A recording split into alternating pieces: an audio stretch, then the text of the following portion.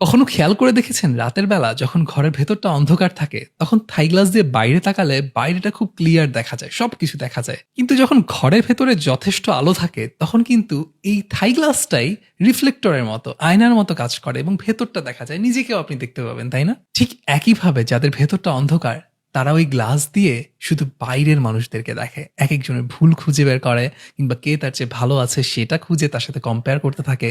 আর যার ভেতরে আলো আছে সে আসলে সেই মনের আয়নায়, মনের জানালায় নিজেকে দেখতে পায় এবং কন্টিনিউয়াসলি নিজেকে কিভাবে ইমপ্রুভ করবে, নিজে কতটা ভালো আছে, নিজের কি কি ব্লেসিং আছে সেটা নিয়ে চিন্তা করে। আপনার কি এমন হয় যে সারাক্ষণ অন্যরা কি ভুল করছে কিংবা অন্য কার কি আছে যেটা আপনার নেই সেটাই মাথায় চলতে থাকে?